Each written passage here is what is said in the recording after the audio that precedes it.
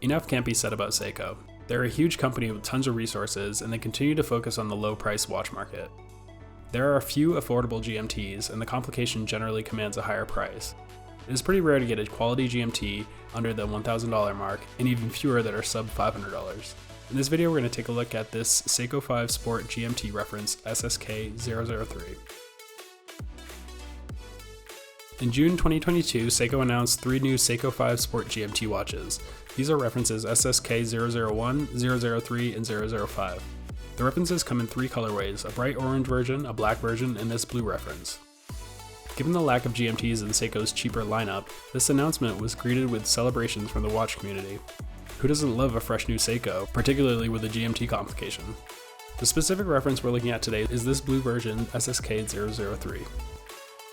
The dimensions on this stainless steel case come in at 42.5mm in diameter, 13.5mm thickness, and about 45mm lug to lug.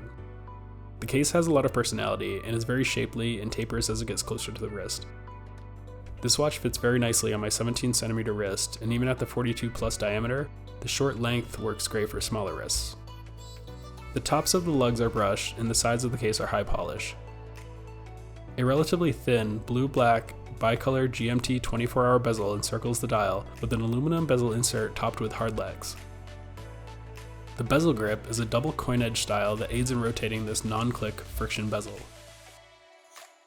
There is a non-screw down unsigned crown at the 4 o'clock, and the case is water resistant to 100 meters. The case is protected by Seiko's Hardlex material, and there is a Cyclops magnifier over the date. The dial is a deep blue color, and there is a 24-hour track on the rehaut, which actually enables the rotating outer bezel to track a 3rd time zone. Just inside the rehaut are applied circular hour markers, with ovals at the 6 and 9 and a triangle at the 12. The hour hand is a thick syringe shape, and the minute hand is a broad arrow. The second hand is a wand shape with a black loom-filled lollipop at the tail, and the GMT hand is a bright red arrow.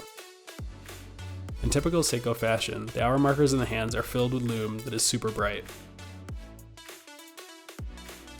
Text on the dial is the Seiko logo at the 12 and GMT automatic at the 6, and there is a magnified date window at the 3.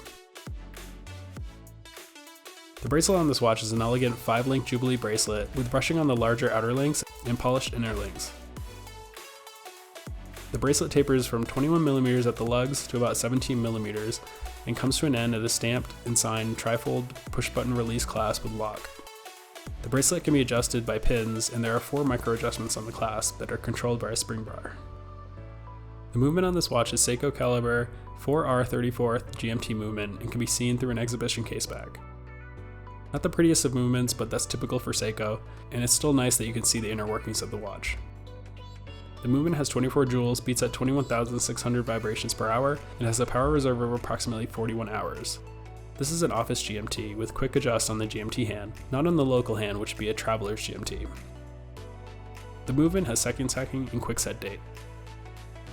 Let's address the obvious up front. This looks eerily like the Rolex Batman on a Jubilee bracelet, or the Batgirl. I personally dislike knockoff watches, and I think they're lazy and a bit cringy. Homages are respectable, but still really not my cup of tea. Obviously, a blue-black bicolor GMT bezel is not limited to Rolex Batman, as many other brands have adopted this colorway.